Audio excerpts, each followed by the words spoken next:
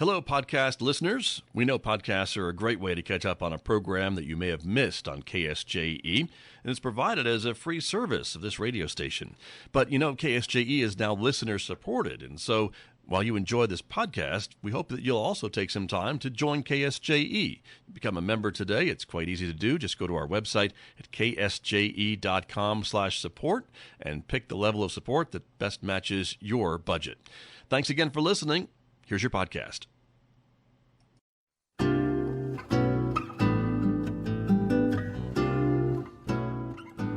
8:52. It's Monday morning here on KSJE. Time for our Monday Reboot segment. That's when I get to talk technology every week with Lewis Campbell from Cintigy Computer Systems. He is joining us live this morning. There he is. Lewis, good morning. Good to see you. Good morning. I don't know why. I just really like our intro music, the little guitar thing. I don't know why it gets me all happy every time. Well, that's good. That's the idea, right? That's what we're talking about. So, and good to know that it's serving its purpose. And so, I guess the big story still has to be Twitter and Elon Musk. He has made a bid to buy the company. There's still kind of, I think I keep seeing questions about whether he's going to follow through with that. And of course, it's a long process. It's a multi-million-dollar deal. But what's the latest that you're hearing about? So my understanding is that Twitter actually made an announcement that they were being acquired by a company that's a wholly owned subsidiary of basically Elon Musk. Right. So again, this seems to be like a rapidly changing thing. So you remember earlier on the program I said, before that when he bought, like, what was it, 9% of the company, that it was just him spending a bunch of money just to make a point. And now I feel like I have to say, well, I think I might be wrong. Right. I don't know if there's anything else that has to be done for that deal, or if it's a done deal just based on the stuff that I'm reading. That's the announcement Twitter made. Right. Got it. And there's, already there's like, I want to say 300 or 30,000 Mastodon, or Mastodon or whatever, I've never even heard of. Like their membership increased by 30 or 300,000 or something like that right after the announcement. Like, I guess that means that those were people jumping ship from Twitter. I don't know. Could be. But it's interesting that this has been happening. Right. Well, so like any buyout, right? This is a typical, just a stock buyout, right? He's offering this money to buy shares of Twitter stock back, so he can become the majority shareholder, right? Or own all the shares, take it private.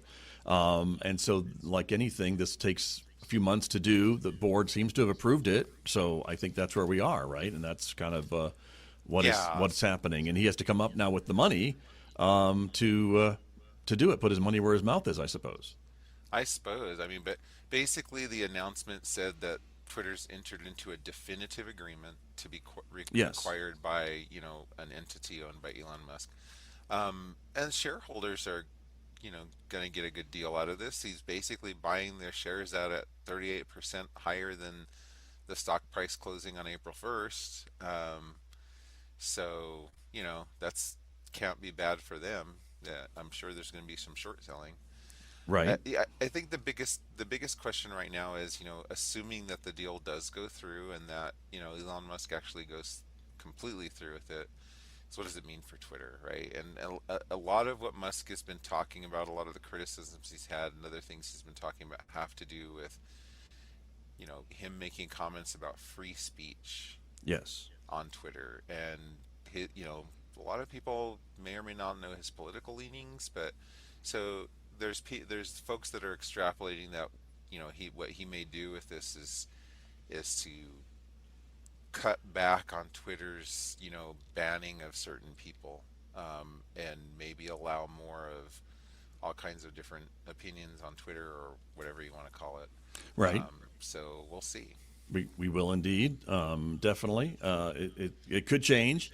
It could spark some regulation from the federal government, I suppose. That is always a realm of possibility. They have not wanted to get involved in kind of regulating social media. They've asked the companies, I think, to kind of do it themselves to some degree of success or not, depending on where you are. But we'll see. We'll see what happens. But I think this definitive agreement has to take place between now and I think October. They have several months to to figure out all the details, right, of how this is going to work, and to make it finish by sometime 6 months from now or so.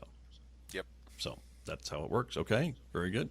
We'll see what happens. What else is going on? We have about 2 minutes left. So real quick, Michigan. Yeah. Announcing America's first public in-road charging test for electric vehicles. Okay. So this ought to be interesting. So this is a wireless in-road charging system.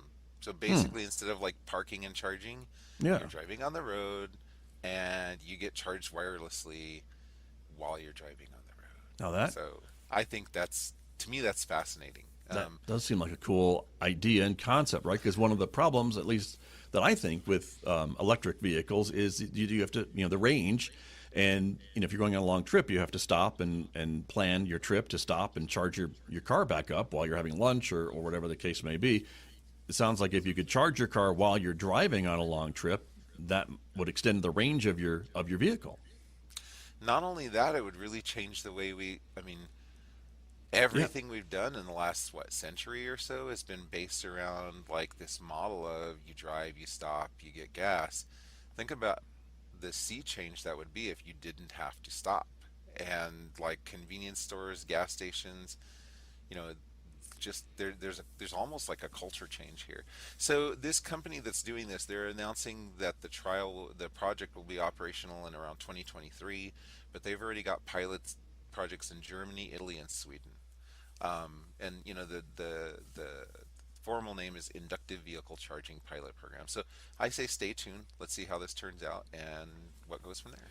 Yeah, very interesting to see how that works. I could see that, not on every road maybe, but on the interstates and, major highways, Sure. depending on what the cost is to add these to existing roadways, obviously. But certainly if we're moving into the electric vehicle direction, which we seem to be doing, it seems like this would be something to think about. So see what happens.